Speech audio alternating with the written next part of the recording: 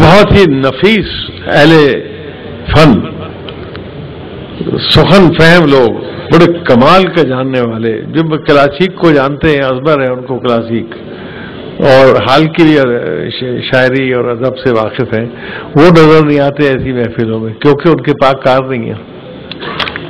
کار نہیں ہے تو ٹیکسی لیں، تو ٹیکسی یا لیں یا رکشہ لیں تو وہ 250 اور 300 لیتی ہے۔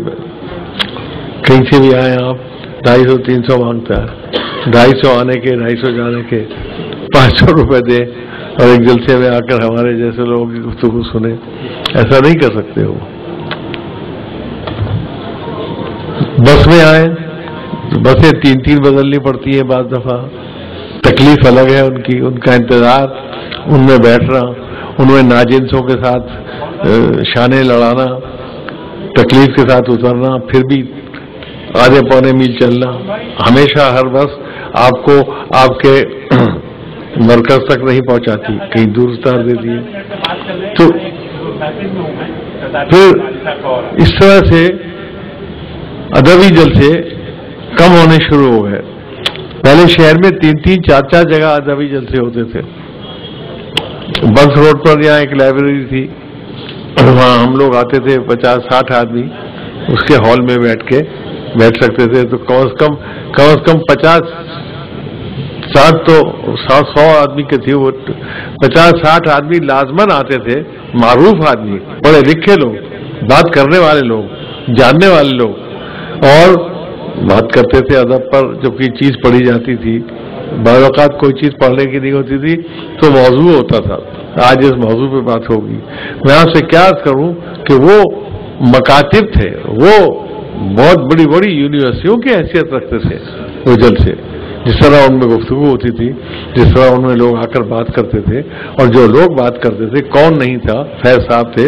فیض صاحب تو خیر بہت شوق سے آتے تھے، اور بہت وہ ختم ہوتا گیا۔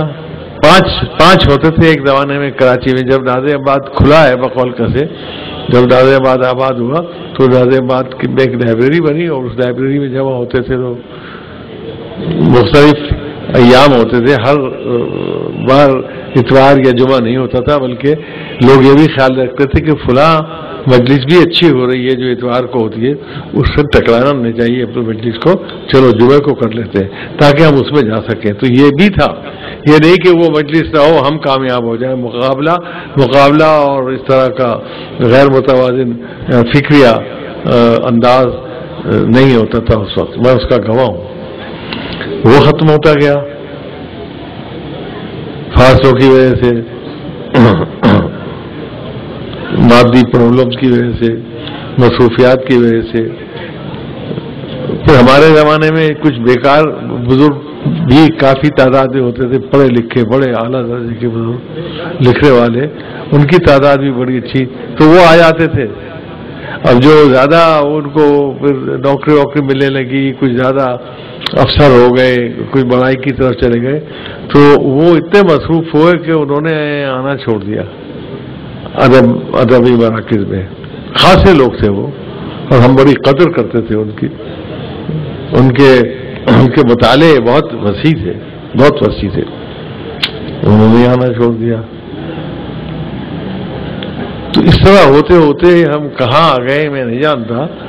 شہر بہت بڑھ گیا ہے، افراد بہت بڑھ گئے ہیں، اس میں اوسط ہوتی ہے ہمیشہ، امیر غریب کی، پڑھے لکھے کی، غیر پڑھے لکھے کی، اسی طرح ایک اوسط اگر لگائیں تو کبھی دیکھنا پڑے گا کہ ہمارے پاس ادب کے افراد کا کتنا ذخیرہ ہے۔ پہلے افراد کا ذخیرہ ہوگا، پھر کتابوں کا ذخیرہ ہوگا۔